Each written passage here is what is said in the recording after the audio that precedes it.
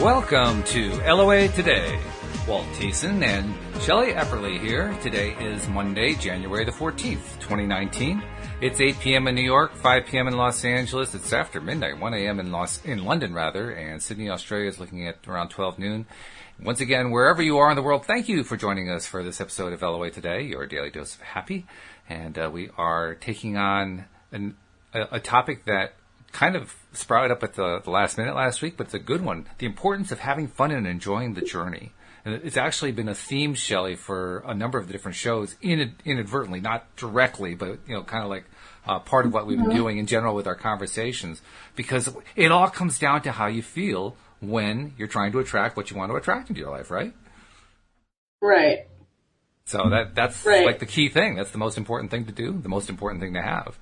And so, yeah, let's explore that some more. This is also a Q&A, by the way. So if you are tuning in just now or tuning on in a few minutes and have questions you'd like us to answer, please feel free to type them into the comments section if you're listening to the live stream.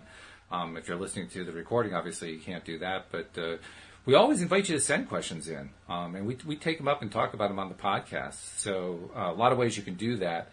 One way, just send me an email at walt@loatoday.net. I'll get it and I will share it with everybody else. You can also do it through the contact form on our website at loatoday.net.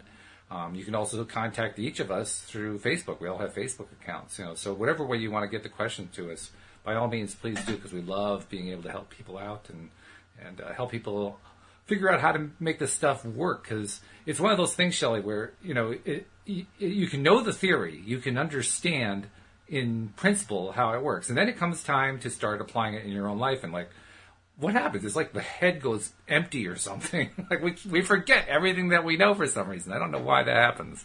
I guess it has to do with not being in alignment, but yeah, it's one of those things. So you just kind of get pulled back. Yeah. That's how I always feel when that happens, when you're really doing good and then you just kind of slip back and it's like, I'm doing what I was doing before and it wasn't working. Exactly. So, and I just realized I didn't get the recording start on the video, so I'm going to start that. Oh, get that going. Recording has started. That way I don't have to do a complete download of the Facebook video, which is it's a very complex process. This is a whole lot easier, so. I've done that a few times. Excuse me. Well, Dee says, I think something's wrong. When I tap on play, it doesn't seem to show the video. Well, that's interesting. I'm going to reply to her by text, because I'm not quite sure if you can even hear what we're saying, but I'm going to suggest that she refresh her page. I just suggest that she refresh her page, but hopefully she'll be able to connect pretty quickly here, because we want her to be able to hear what we're talking about. I'd say while we're waiting to get questions going, why don't we try answering a few questions for each other to kind of stimulate conversation a bit. And I'm going to start. Okay. I'm going to start off by telling you about something that I did today. I went to the library and I got a book out called "Into the Magic Shop" by Dr. James Doty, A Neurosurgeon's Quest. Can you see that? Yeah, A Neurosurgeon's Quest to Discover the Mysteries of the Brain and the Secrets of the Heart. And this was actually... Yeah, I actually have that written down because one of your other podcasters suggested that book. Exactly. It came as a suggestion, and it looks intriguing. I have to say, it looks very intriguing. I'm going to be curious to see what the details are. It's understandable why this guy became a neurosurgeon, because he grew up with an alcoholic father and a mother who suffered a stroke and was chronically depressed and attempted suicide on several occasions. Not hard to understand why he went into the field, but apparently his work was kind of, divergent from the rest of the field, and he ended up exploring some stuff that other people don't explore. So I'm kind of looking forward to that one. Not that I have a question about it. I just wanted to say this is one of my new book topics. And then Louis will be pleased to know, Louis D'Souza, I have the book here. He's been recommending to me for quite some time that I read a book by Elizabeth H. called Initiation. She is a woman who lived mostly in the 20th century, and he's really, really high on the teachings and the stuff that she shared through her literature and through her talks and so forth. So I've been reading that book. I can't find the book here. I think I must have it in the other room. But I'm 8 chapters in out of some 40 chapters, something like that. So I'm about 1/5 of the way through, and so far it's basically her life story told. This is kind of weird. It's a reluctant telling of her life story because they start with an introduction where she says that she was asked by one of her followers, one of her students, if you will, how did you learn to apply the things and do the things that you do? And her response was essentially, well, telling you my story isn't going to help you. You have to learn that one through your own experience. I can't really do that for you. And so she told the story anyway. So you read the story and you say, okay, so why is she telling this story when she doesn't believe in it in the first place? I don't quite get that part. But I'm going to reserve my evaluation of it until after I'm done. I will say that 8 chapters in, it's barely holding my attention, but it's just starting to get good, so maybe it's going to turn around. I mean, Louis kind of said it was similar to, not similar to, but ranks as highly in his view as Richard Bach's Illusions, which is a novel that I loved. So I'm kind of hopeful that it picks up pretty soon and reaches that level of scholarship and entertainment value, because that was an entertaining book as well. Did you read Illusions? Yeah. Huh? Did you read Illusions? No, I haven't. Oh, you got to read that one. That's a great book. I don't know if you've read any of Richard Bach is best known for Jonathan Livingston Seagull. That was his first big novel. But Illusions was the second one, and he was also known for another one called One and a few others as well. Illusions is really interesting. It's subtitled The Adventures of a Reluctant Messiah. And it's the story of how Richard, the alter ego of Richard, so to speak, meets this guy named Donald Shimoda while flying biplanes for passengers in the Midwest in the early 1970s. And in the course of getting to know this guy, he finds out this guy has all these abilities to do things that we would call law of attraction on steroids. I mean, just he's Messiah. Like he can walk on water. He can do all these things. He can make clouds disappear. He can do all this kind of stuff. And he's teaching Richard how to do it. And it's a fascinating story the way it's told, and very LOA-ish in a lot of the ideas that are behind it. So I think that's why I was reading this other book that Louis recommended, because if it's anything close to Illusions, I would like it, I would think. So we'll see. We'll see what happens. But that whole thought process, or that whole the reality of it is, this desk is made out of the same thing I am. It's just a matter of where it's vibrating and where its energy is or whatever. So, they're on, like you said, law of attraction on steroids. There's the ability to do, there's like spoon benders and stuff that can, move things with their mind and stuff. So it's pretty fascinating. It's crazy. And it does kind of make you wonder, with all the stuff that they teach that is true about, like you said, the table is just like my shirt. It's just reorganized differently. First of all, that's a concept that's hard to get your head around. Even when you dealt with it for a while, even when we include it in our conversations, even now I sit back and I say, no, it's not. A table is a table. A shirt is a shirt. But when if we had a way that we could look at them on the molecular level, which in terms of being able to see it with the naked eye, we really don't have a way to do that. We have electron microscopes, but it's not quite the same thing. Even with that, it's just it's hard to imagine that there's all that space in there, and that what we perceive as being hard and physical is only a perception. It's mind-boggling. I mean, I still wonder how do all of those little tiny electrons and protons and neutrons that have all this space in them manage to turn into a physical feeling space? I don't quite get that, but they do. Yep. Very, very crazy stuff. Yep. I'm not seeing anything replying from D yet. D, let me know if you're hearing this. I will add another comment to see if you have successfully refreshed the page, because we want you to be able to tune in.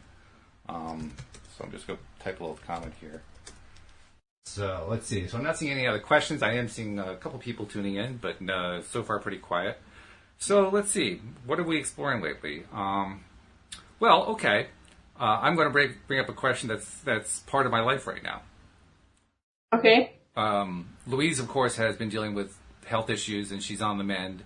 she has kind of reached a plateau recently, and I've been noticing that she's been kind of in not the most positive frame of mind for a number of reasons, which I've been trying to bring up with her, and I've also been trying to hold her in that frame of mind, right, where you hold her in a space where everything is working out the way she wants it to be, and you're hoping for the best, and you're imagining the best, and feeling the scene and all that kind of thing. But nevertheless, while I'm waiting for that to take, so to speak, waiting for her to be receptive for it, I'm finding that her mood, her outlook right now is adversely affecting me. In other words, I'm allowing her downward feeling stuff to affect me. And we talk about that all the time, how important it is to be responsible for our own vibration and to keep ourselves in alignment regardless of who's around us. But it's harder when it's somebody that you love, who you're close to like that. I mean, I don't know of any relationship that's closer than a husband and wife. And that's where we're at right now. So, I mean, what's your take on that? When you're dealing with somebody who is your spouse, and your spouse is going through a rough patch and it's affecting you, what do you do? Well, I've noticed, like what you're saying, I've noticed the same thing with me and my husband, and he's on board with the law of attraction, not to the level of sharing it like I am, but he definitely, that is part of his thought process and stuff. And I have just whenever I get frustrated with him, I might have that knee-jerk reaction and voice it or, whatever, and just say, why are you being like that or whatever, just kind of calling him out on it or whatever. But then when I step back, I always try to go, okay, what am I frustrated with myself? Yes. That I'm trying to put on him because I'm irritated with something I'm not doing better, that I should be doing better. And so your situation with your wife, and she's just kind of in a crappy spot because of all this stuff that's going on with her and stuff. And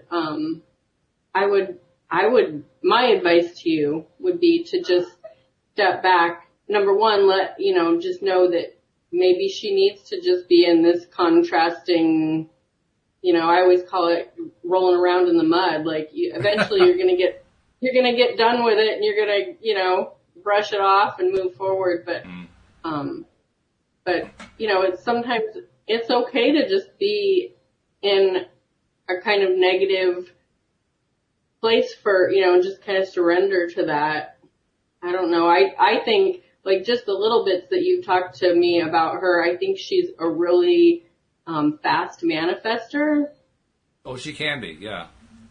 Yeah, and so I just think that she just needs to be in her space, and it is frustrating. I totally get it, because there's times when I'm just like, he's just like, I hate my job, I'm just so sick of it, but I don't know what I want, and I don't know what, and I'm just like, figure it out, like, come on, let's go, let's get this show on the road, and then I'm just like, okay, I'm not figuring out what I want to do, I'm still I'm getting frustrated with my own stuff, and, he's, so I just always try to, like, reflect, like, okay, why am I so irritated with myself that I'm trying to throw it on him? That's a good point. And in fact, I was also manifesting a symptom today because in the midst of recognizing what was going on with myself, I made the decision I wanted to go to the gym. And when I got up to get ready to go to the gym, all of a sudden I had this major pain in my lower back. And I tried to stretch out. I tried to lay down and let it relax. I tried a number of things to release the pain. And it only got worse. It didn't get better. So I finally ended up deciding not to go to the gym. I certainly didn't want to hurt myself, so I figured, well, that really wouldn't be worthwhile to try to just work through the pain, because especially with a back injury, you can hurt yourself if you really push it.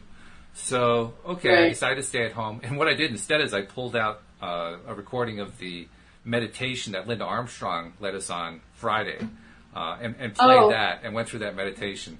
And a funny side note is when we did the meditation live, in the live stream, while I was physically going through it with her on the air, I found myself, you'll remember, I kind of lost consciousness for most of it, and then I came back later on. I figured, well, this time, now I'm listening the second time, I can just relax into it, and I'll be able to listen to it. And you know what? I lost consciousness again.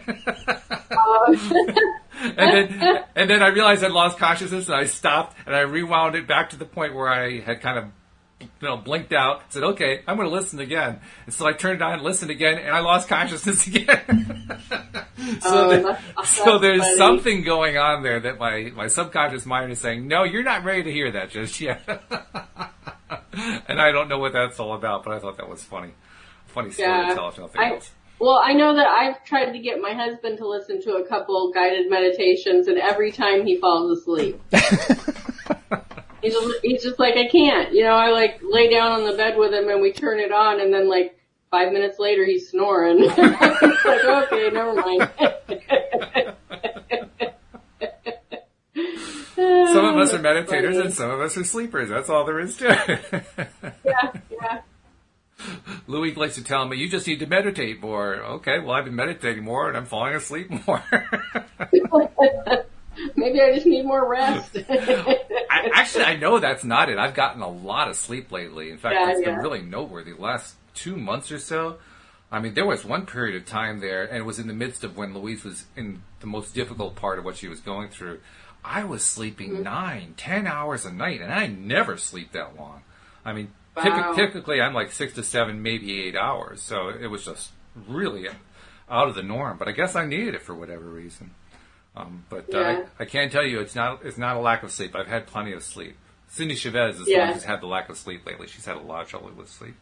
But nope, that's not it. So I'm not sure what it is. But that combined with the fact that I keep blanking out when I kept playing that part of the meditation tells me there's something going on there that my subconscious mind isn't letting me see just yet. Yeah, it's like, you're not ready for this. You need to just fall asleep right Whatever here. it is, yeah. Get back to me later. That's funny. So do you do that with other guided meditation? Is that... Oh, every time. Because what she did, it was almost more of like... Well, I guess it was a meditation, but it almost felt more like a little bit being hypnotized. Because I've done like guided hypnosis videos, and that's what it felt like more to me. Yes, that was what that was. And certainly that doesn't help where I'm concerned, where I tend to fall asleep. We have a meditations page on our LOA Today website, and I was looking at it. It's got like 5 or 6 meditations on it, and from different people leading the meditations. And in every case, whenever I've actually done the meditation, I've fallen asleep. So there's something about me and sleeping where meditation is concerned. But it did do one good thing. It got me into a better mood. Because that was the original impetus behind it. Trying to deal with how I was feeling about what Louise was feeling. And and just like for the subject today, like that is what it's about. Like people, like, you think, okay, this is my financial goal, or this is my relationship goal, or whatever. But then you feel like you can't be happy until that happens. Yeah. And that the important part is knowing that the whole idea is to be happy right now, is to choose the happiest place you can be right now. Right. It's not, oh, in 2 weeks I hope that I make that money. It's be happy with the money that you have right now and be grateful for it and celebrate it and love it, and, and then whether you get it in 2 weeks or not, you're just happy with your money. You just get happier and happier with your money, and then it's just a daily thing. You just have chose to be happy and grateful for what you have. And so I think that's where people get lost, and they're like, well, I don't have it yet. Well, it's not, it is about the goal, but it's also about, choosing to be happy right now. That's what the whole thing is about. You want a happy life. Your life is happening right now. It's not happening yesterday. It's not happening tomorrow. It's happening right this minute. And if you are irritated and frustrated because you don't have, your $5,000 right this minute, the universe is just going to go, okay, I guess we need to be super frustrated that we're not going to have that $5,000. So I'll just keep reiterating that back to you and showing you proof of how you don't have any money and how life sucks, and and it switches when you decide to be happy, and it happens so much faster, Yep. because you almost let go of the goal. What do you mean? I just, like, when I started wanting to be better with finances, and me and my husband just kind of revamped everything, how we communicated about money, how we, he always did the bills, so I never really saw him, but then I'd get a phone call that, like our water bill was due and we need to pay it by tomorrow, or our water was gonna, and then the landlord's calling us going, I got a notification from the water company, and I'm just like, I'm getting the brunt of all this, cause I'm home all day. You need to,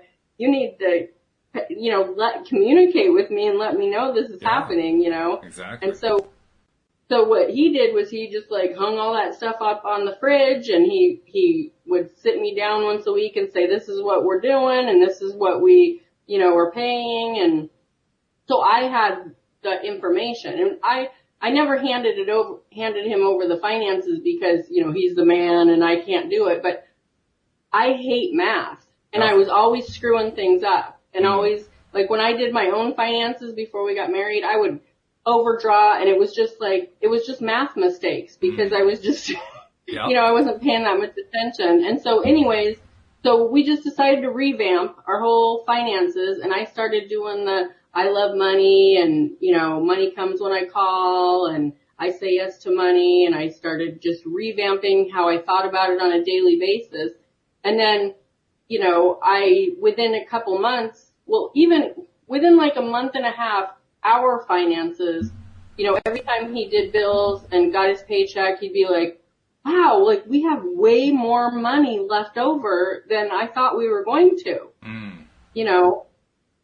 and I was like, okay, well, this whole money thing's working. And then, I got an inheritance that was over $100,000. And it's like, so when that happened, I was already super happy with my finances. So it wasn't like I was in that desperate spot of like, oh my God, that's going to be life changing. It wasn't even really that life changing because I was already in that space of loving money and appreciating it. And when I got it, we, made really conscious, happy decisions. It wasn't going into it with desperation. What are we going to do with that? And how are we going to spend that? And fighting about it. And you know what I mean? Like, people think that they want a lot of money, but if you're already fighting about money, what money does, I've discovered, is money, accentuates who you already are. Boy, is that the truth. Oh yeah. No and doubt when you were living paycheck to paycheck 6 months ago, and you have revamped the way that you're spending money and thinking about money, and you have a couple, my daughter bought a car in April, and she needed an extra $1,000 for a down payment. And it was something and that was before I got the inheritance, and that was something that we could give her without even, it wasn't going to make or break us. That's nice, yeah. That's good. We were just in a really good spot, and so then when we got that money, it was just like, we were already, that's what I'm talking about. Like, it doesn't even become about the goal anymore. And when the goal hits, you're like, oh, well, that's cool. Yeah. And you just keep being happy about it. So that's what I mean about it not being about the goal, is you just, like, if you want to lose weight and you start being really happy about your body and treating it differently and treating it better and feeding it better and taking better care of it. And then, a couple months later, you're down 20 pounds and you're like, this is awesome. Right. But you're not like, oh, I can be happy now because, I'm 20 pounds down. You're just like, I'm just going to keep doing what I'm doing. And, Absolutely. Because when you do it that way, not only do you maintain the continuity, but you mentioned weight loss. With weight loss, going that route, you're much less likely to put the weight back on afterward. That's one of the biggest problems that people who are trying to lose weight have. They take off all this weight, and then because they didn't actually change their mental process, they put it all back on and then some. And it's even worse than it was before. Yeah, well, it's for finances too, because you can attract winning the lottery or getting an inheritance or getting a higher paying job, but if you still have the same mentality of like, just spending every dime you have, it doesn't matter if you get, $500 this week or $50,000 this week, you're gonna spend it, You'll find a way. So. I'm not even sure it has to do with spending it, although I understand your point. Because I've also lived the other side of that, which is being frugal to the point of fear, which is equally as bad as just being a spendthrift. Right. But what it really comes down to is what you said before. It comes down to how do you feel about it? How do you feel about the situation? What are you focusing on where the situation is concerned? Because the more that we're focusing on, there's not enough money, I don't know how we're going to pay the bills, I don't like what's going to happen in 2 months, now we're setting ourselves up to lose, regardless of whether we're being frugal or not. It's just the mindset that's killing us at that point. So I agree about that part, that changing the mindset is crucial. That's actually a part of what I was doing today, too, because I was recognizing the warning signs. I was recognizing, the little thoughts coming through and saying, no, that's not where I want to go. No, I don't want to go there either. No, I definitely don't want to go there. It was one of those things. And not being able to find the happier thoughts. That's why I tried the meditation. I knew I needed to break up the pattern because the pattern was a negative vortex pattern. And when you're in that negative vortex pattern, you can't see your way out. You can't find your way out that easily. You're scratching and clawing trying to find the exit. And it's not always there. So that's where you have to try to kind of, climb the scale, the emotional guidance scale that Abraham talks about. Speaking of which, too, I was looking at that scale today in the Ask and It Is Given book by Abraham-Hicks. And I was noticing some really interesting things about the top end of the scale. I've noted before on prior podcasts, there are 22 items on the scale. Of those 22, 7 of them fall in the positive range. 1 or 2 of them are kind of neutral, and all the rest are negative, which always struck me as interesting that there's so many more negative than there are positive. Yeah. But today, I was noticing some things about the positive range because I was taking another look and asking myself, where am I on the scale and all that kind of thing. And by the time I'd done with the meditation attempt that I fell asleep in, when I came out of that, so to speak, I found myself at number 6, hopefulness. So I'd made some improvement. But then I was looking up the scale even more. Number 5 is optimism, so it's a little bit more than hopefulness. Just beyond that is positive expectation or belief, which is what you were talking about.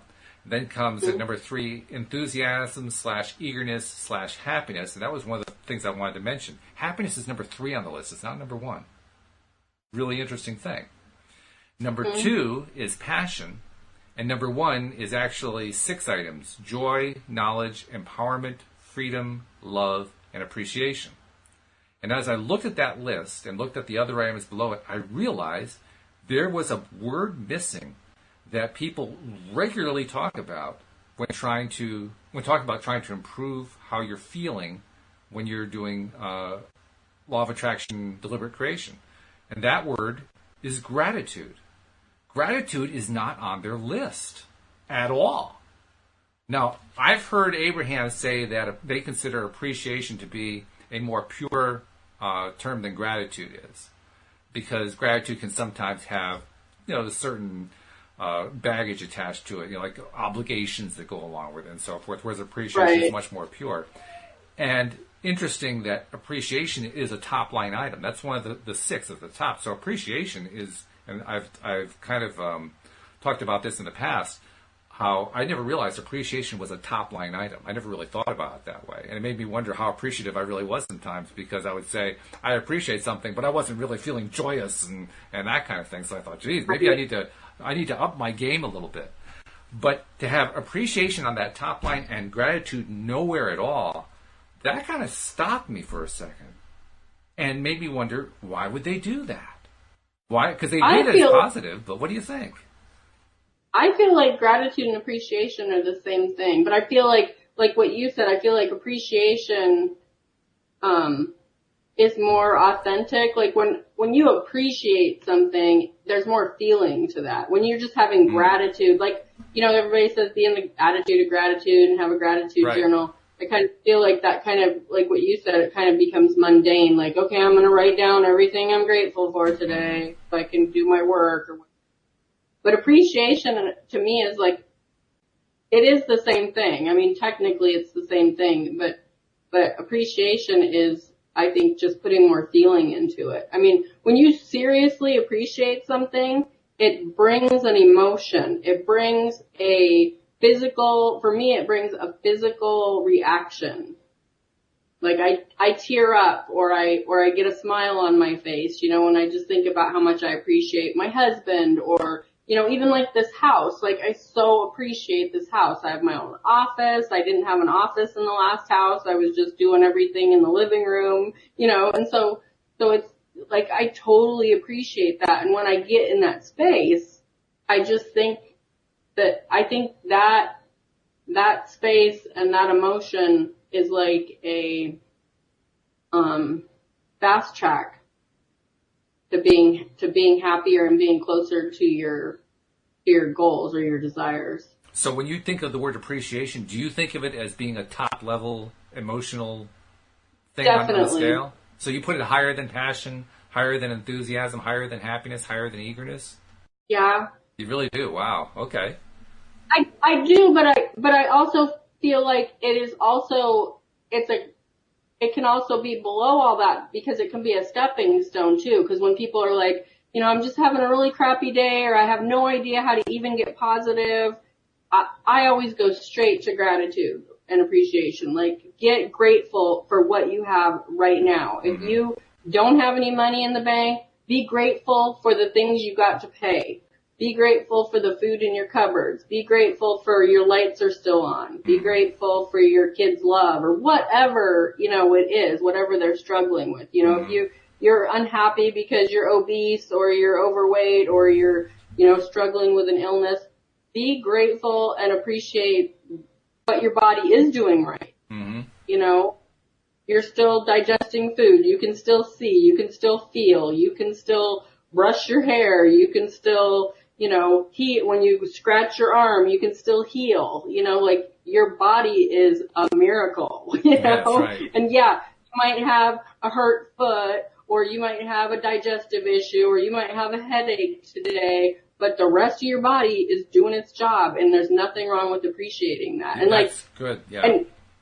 And a good example of what you were talking about, how you, like, you know, kind of brought yourself back, like your back was hurting, and you could have turned that into like all day, well, I was going to go to the gym and now I can't, and, you know, my back hurts and I probably am not going to be able to go anywhere or do any, you know, you can just easily. Like, yeah, get in your, you know, the pity party. Like the muck, and you can just wade around in it, you know, and right. then, so today on the way home, I had to use the restroom, and so like the closest place was a Dairy Queen that we've stopped at before to use the restroom. But when I do that, I always feel obligated to buy something when I go into a store or go into a restaurant or something. And so, you know, we stopped, and my husband was like, well, are you going to get anything? And I said, yeah. And, you know, I didn't really need anything, but I was just like, yeah, I'm going to get something. And he goes, well, if you're going to buy something, get me a cheeseburger. I'm like, okay. And so I go in, and and the whole time in the back of my head, I'm going, I do not need fries and a shake, but I'm going to get fries and a shake. Like, so I go in and I like I use the restroom first, and I come out and order my food, and they bring it up pretty quick because there was nobody there. They give me my shake in this just messed up cup. It's already dripping everywhere. You know, we still have like 2.5 hours on our trip, and I'm like all sticky. I get up to the car, I put it in the drink thing, and I'm like kind of like, and we're still parked in the parking lot, and I'm kind of rearranging myself to get the fries on my lap and get my seatbelt on and everything. And I go to reach for my shake, and it literally just dumps all over the little console. Starts going down, like under my the driver's seat, and I'm like, and at that point I'm just like pissed for lack of a better time. I go, I'll be right back, and so I bring it back in, and I said, you guys need to put this in a different cup, like this is impossible, I can't, you know, and so, and then she gives me some like disposable like wet wipe things, you know, and I go and clean it all up and stuff. so then we finally get off back onto the road and you know, I'm just thinking, this is just the universe telling me I do not need this damn shit. But it's in a different cup now, so I'm drinking it, you know, I'm having it. And so we, you know, I get done with it and we're driving down the road and immediately my belly starts hurting and I'm just like, so I'm just like, okay, you know, this is what I get. And I was just like, and then I just like stopped myself and I said, you know what? Like, before we left 2 hours ago, I had like those, you know, those naked drinks. They're like, oh yeah. They're naked like brand. Fruit, Yeah. They're like fruit and they have like spirulina and Right. wheatgrass and everything. And I got one of those and I got it because I knew I was going to be eating junk food and I knew that would be a better start to my day than, you know, whatever. And so I was just like, no, everything is in my belly and it's hanging out with all that healthy stuff that I just put in it a few hours ago and I'm going to be fine. And it immediately went away. Oh, nice. Yeah. And I was just like, that's awesome. That's You know, very good. I wasn't voicing it or anything. I was just in my head just going, oh, there's my bellyache, you know, okay, the rest of the trip is going to be, you know, this struggle of this bellyache. And then I was just like, no, it doesn't have to be. It doesn't have to be. It can, my belly is fine. I had some really healthy stuff earlier and it's going to be great. And it was awesome. It's a wonderful demonstration of how quickly we can turn things around by making the shift in the way we're thinking. Yeah. Because that's exactly what you did. That was wonderful how quickly you shifted that around. And it's also wonderful how quick the result you got out of it too, which I think is mostly due to the fact that you're largely in alignment most of the time, so it was a relatively easy shift for you to make. But nevertheless, and it just keeps getting easier. That's what's so cool about this, you know. And like you said, you slip back. You know, I'll have a couple days where I'm just like not doing things right and, you know, getting involved in the gossip and the drama of stuff and, you know, and then I'm like, whoa, bring it back. You know, like that's not, we don't want to go back there. So. And by the way, to people who are listening to the live stream, as you're listening, if you have questions of your own you want to introduce, you know, type them into the comments section and we'll be glad to bring them up. Without questions in the comments section, we're just continuing our conversation about the topic, which Shelley was just nailing perfectly. The topic is the importance of having fun and enjoying the journey. You just told a great story about how you were in the middle of this journey, you were not enjoying the journey, you turned it into not enjoying the journey even more by just, you know, I'm just going to get some junk food, blah, blah, blah, blah, you know, that kind of thing. You were not in that good aligned space. You got consequences that came out of it, and then you said, wait a minute. It's time to enjoy the journey. It's time to feel good about what happened. And I actually did something good earlier that makes me feel good. And you got yourself to a happier place just by thinking that, and stomachache went away. I mean, that's a great story about enjoying the journey right there, showing how you pivot in midstream, in the middle of whatever's going on in life, to change how life is playing out. Yeah. Which is fabulous. The other thing I wanted to ask you about that top line item. Now, there are 6 items again. This is the Emotional Guidance Scale from the Abraham-Hicks book, Asking It Is Given. And the top line, the highest vibration line is joy, knowledge, empowerment, freedom, love, and appreciation. And I want to ask you about knowledge, because that also seems to me a really interesting item to put in a top vibrational space. I was thinking that too. And, well, what do you think? I mean, would you put it up there, first of all? And second of all, why do you think they put it up there? I probably wouldn't have put it up there. I think that Abraham put it up there because if you don't have the knowledge, you don't, like, you know, if people don't know how to use the law of attraction to their advantage, that it even exists, that they're not just floating through life dealing with all these consequences and situations that just happen to them and they don't realize that they can change that and they have the power and the energy to do that. Right. So I think that's where they're coming from with that. Like, you have to have the knowledge about this. Well, it also made me wonder, is it possible they have a second idea in mind? Because I think you're right. I think that is a main portion of what they're talking about. But a second portion is, there are a couple ways you can understand the word knowledge. You used it in what I would describe as the more conventional way, knowing a subject, in this case, knowing the subject of being a deliberate creator. But there's also knowing what you want within your vortex. And I'm wondering if that's what they mean by knowledge. Knowing yourself, knowing what you really want in life. I wonder if that's where part of their definition is. Because I would have put wisdom instead of knowledge. And wisdom doesn't appear on this list, I don't think. I'm looking. Yeah, wisdom's not on here at all. I don't think it would have been at my top, but, Abraham knows way more than I do. Well, it helps when you have an unlimited number of non-physical beings all contributing to it, because you have this huge mind meld going on there, right? It's like a mastermind group on a massive level. But I have a feeling that's part of what they're thinking about. That knowledge means knowing yourself, knowing what you love, knowing what's important to you, and knowing it well enough that you're focusing on it. Because when you're focusing on it in a big, big way, that's when you're going to feel best. And I think that's true. When we know what we really, really want, and we're focusing on that in a big, big way, we are feeling our best. Assuming that really is what we want. That raises another question.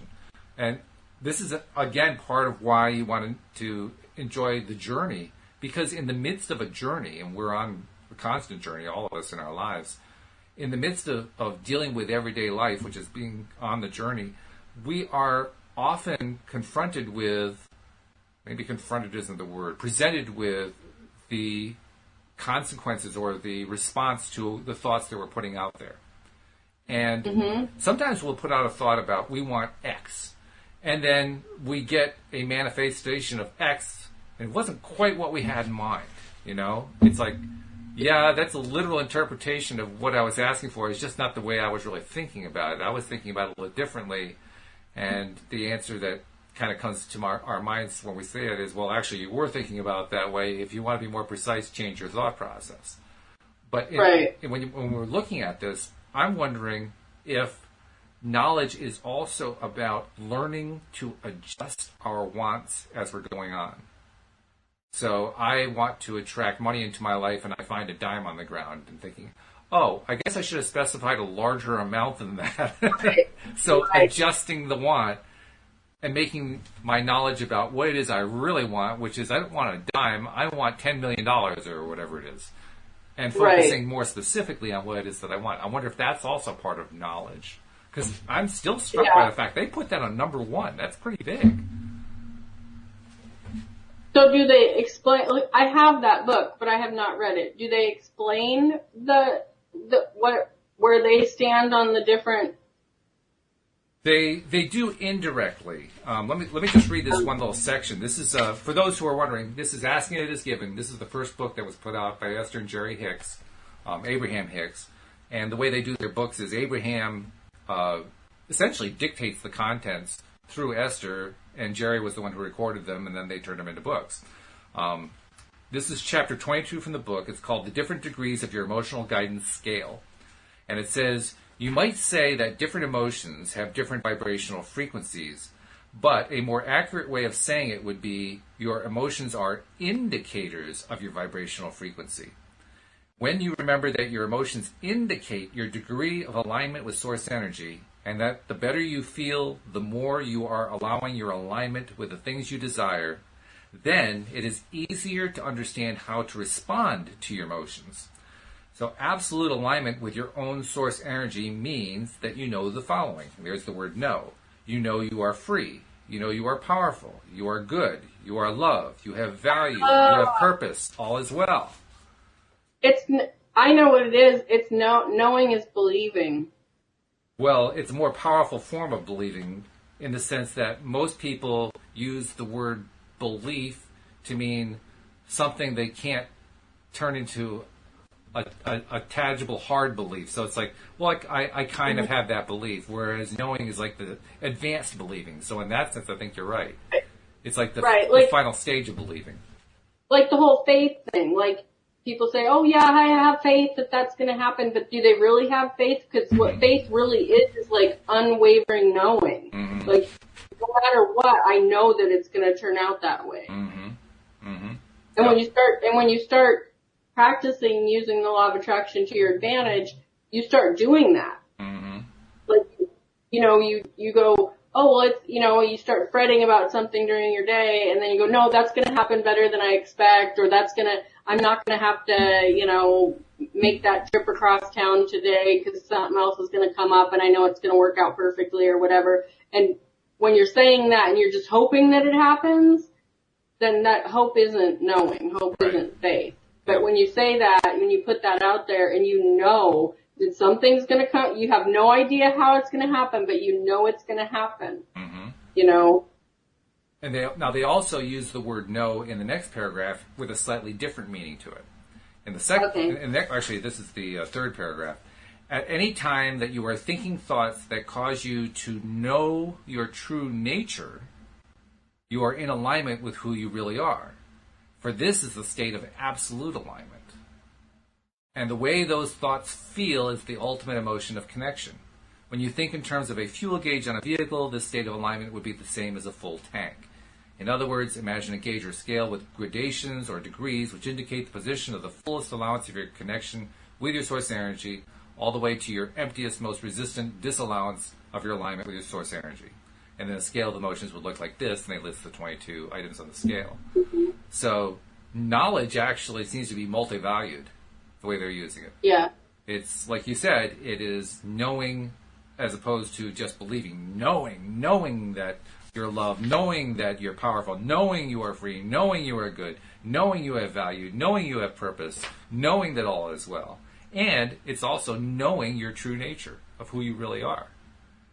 And that is, to me, a journey knowing, because when you are knowing your true nature in the context of the journey, you are constantly updating that knowledge based on what you're experiencing as you're going through your life.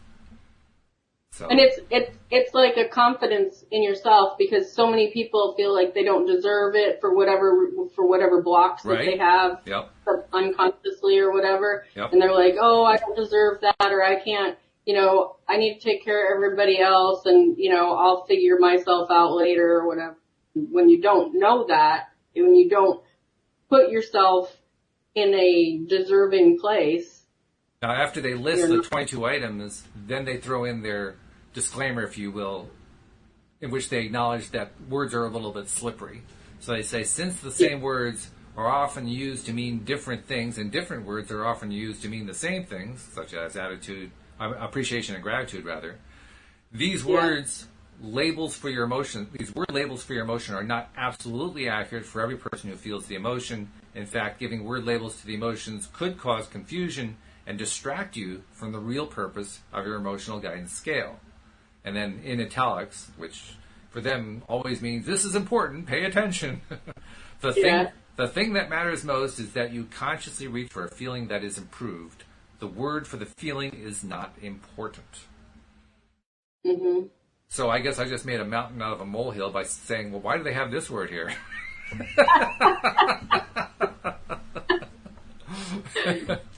It's all about perception. Well, it's also about knowledge. It's about knowing and understanding this stuff and learning exactly what it means, because while words don't have necessarily very precise meanings, they can be a little bit slippery. Ideas are very precise. And that's what we're really wrestling with here. We're learning to understand and appreciate and apply in our lives the ideas that they're trying to teach us. And I'm constantly reminded of the fact, every time I talk about Abraham, I'm reminded of the fact that the way Esther receives this information from Abraham is in what she terms blocks of thought.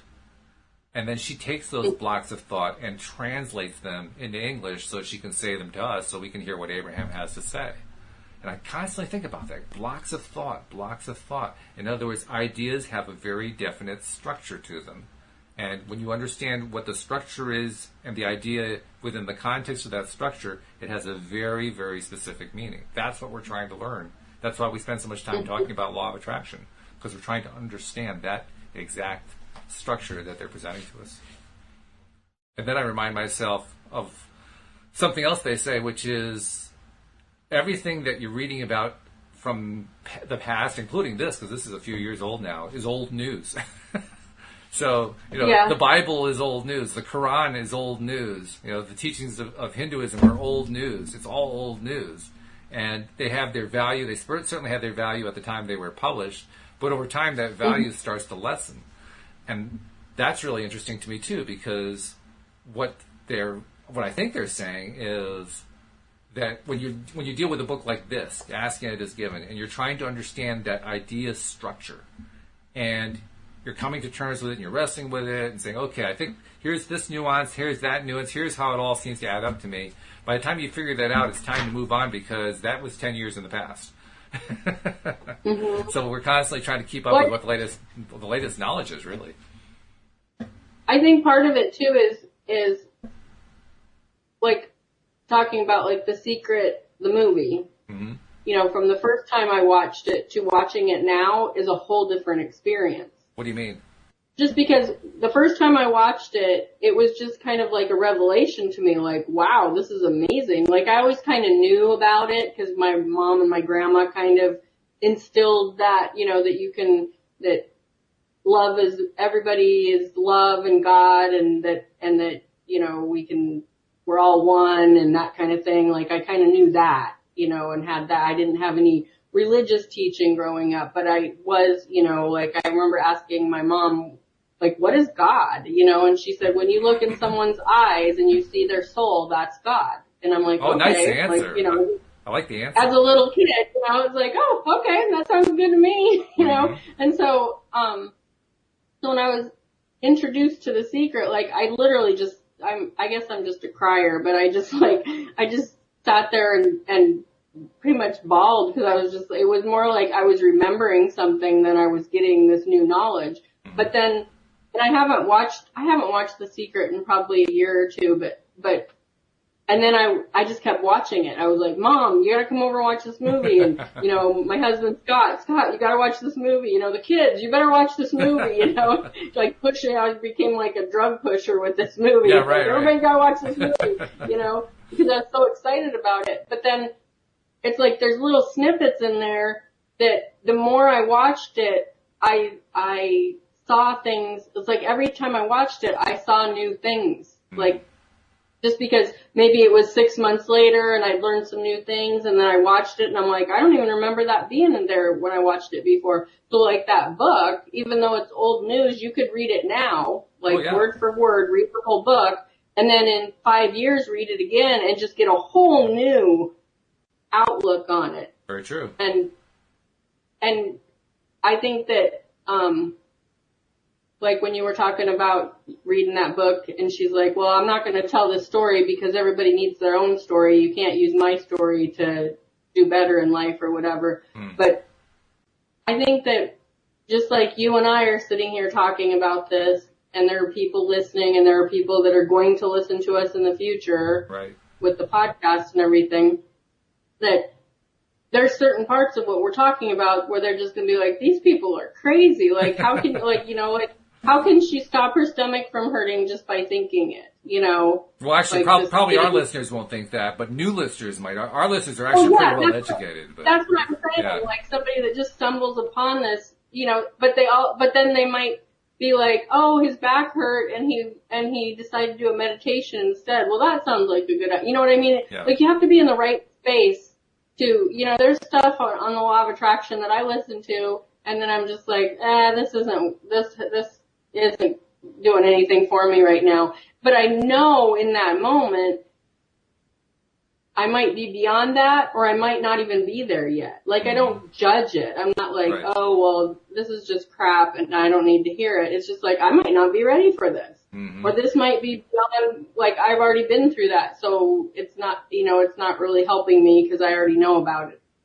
So, I don't know. I just think that, like, just when you said that, it can be old news, like that book can be old news. But the thing is, somebody picks up that book and it just totally resonates with them and it's life-changing. It's all brand new news, even though it was written, 10 years ago or however long it was written. So. This is true, yeah. And the stuff that was written 10 years ago, it isn't that old. Right. We're not talking thousands of years here. We're talking a decade. It's an entirely different range. Because even even the Bible has some amazing stuff that I think is still very relevant. Mm-hmm. You know. Yeah, it has some other stuff that I just skip over and ignore because it's not worth looking at, but some of it is very useful. Yeah. Yeah. I guess that's the advantage to having a book that is a newer book. It's more likely to be more comprehensive for what we need right now than an older book, perhaps. Right. But nevertheless, it's got good stuff in it, and that's really the most important thing. We got about 5 minutes left, and I want to make sure I get messages in because I haven't been doing it lately.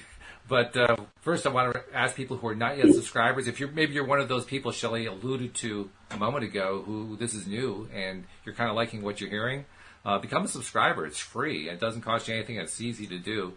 You'll find the links for both Android users and for Apple devices, iPhones, iPads, and so forth, within the descriptions almost everywhere that this is published. If you can't find the links, just go to the homepage of our website, loatoday.net. You'll find icons there. Just click the right icon for your device, and it'll walk you right through the process of subscribing, and then you'll have all of the episodes coming right to your device as we publish them, which is pretty cool. That means you don't have to go looking for them. You just go look for your podcast app, and there they are. Now you got them to play, and you can play them anytime that you need to. The other thing is we ask that if you're enjoying the episodes, and I think you are because you're still listening, share the fact that you're liking them and like them and comment on them and share with other people and tell people about it who you think might be interested in them, because we want more and more people to get their daily dose of happy.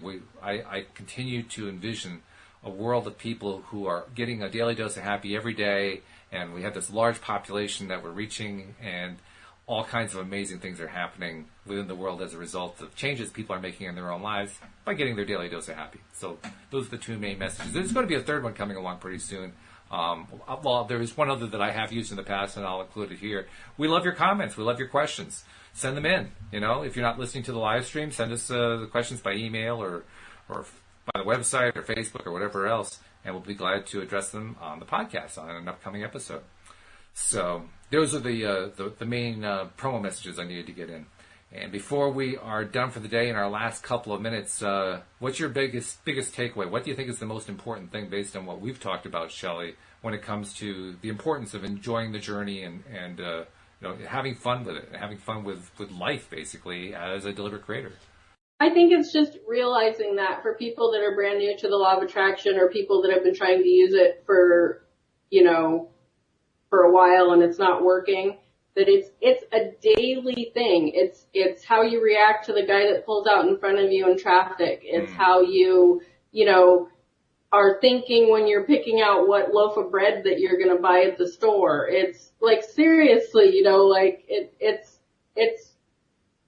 how you deal with your kids when they get off the school bus, and, are you frustrated because they didn't do their homework, or are you excited because you're going to hear about what they did today and what they did at recess and who they talked. Like, it's just like it's a daily, minute by minute, now by now choice. It's a choice. And I just think it's important for you to know that you're not going to reach those goals and be happy until you decide that you're going to be happy right now. Mm-hmm.